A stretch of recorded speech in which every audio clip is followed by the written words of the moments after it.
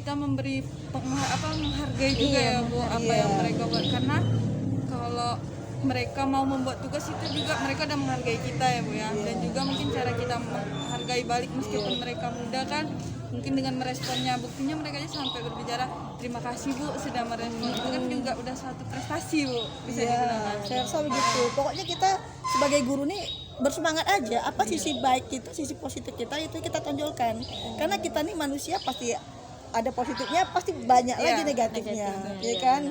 Kalau kita fokus pada negatif kita nggak ada sisi positifnya nanti, ya kan? Iya. Begitu. Atau kita terlalu merasa diri kita banyak positif, pasti banyak kekurangannya kita, malah kita lengah nanti kan?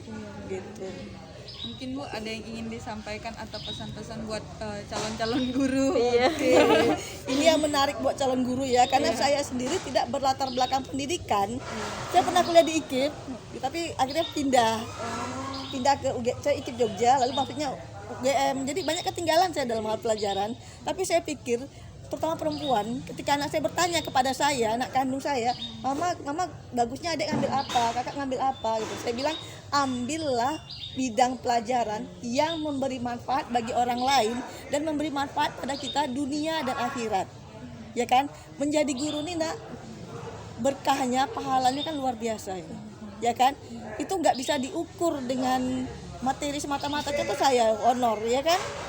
Sampai sekarang belum gajian misalnya ya, iya kan? Tapi kan tidak menghalangi kita semangat untuk bekerja, karena bekerja aja udah ibadah, ya kan? Bekerja itu udah ibadah.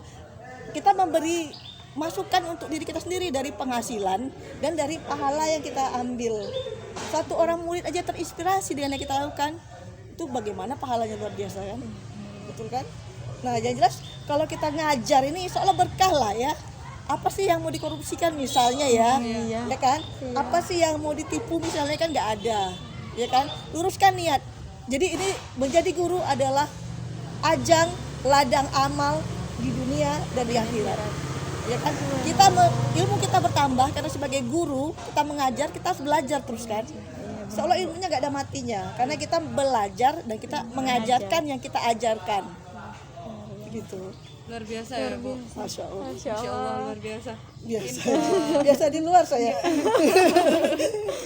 Mungkin itulah Bu, prestasi itu mungkin cakupannya luas, tidak aja tentang prestasi di bidang akademik, tapi prestasi tentang memberi semangat, motivasi itu kan udah prestasi juga Bu. Semoga amin. Iya. Mungkin dari teman-teman yang lain atau ada yang ingin ditanyakan lagi.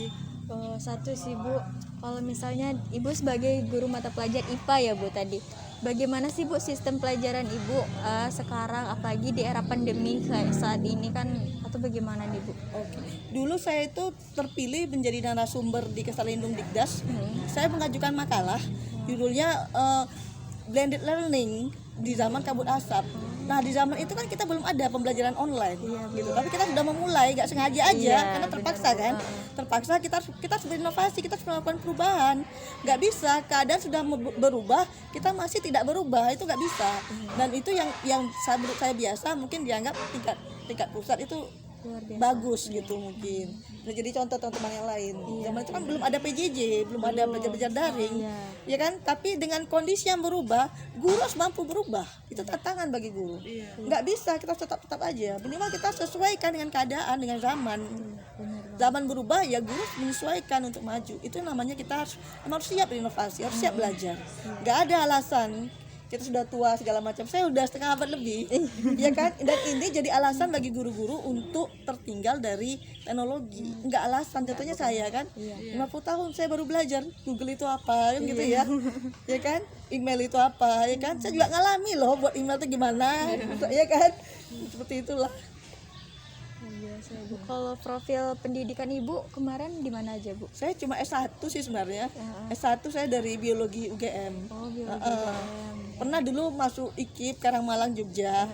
Tapi setahun aja karena waktu itu bagi saya guru nggak menarik gitu, nggak cocok. Saya nggak cocok lah saya jadi guru gitu. Jadi begitu ada kesempatan saya coba lagi. Maksudnya UGM gitu. Itu dulu kan awalnya saya masuk IKIP karena orang tua saya kebetulan guru.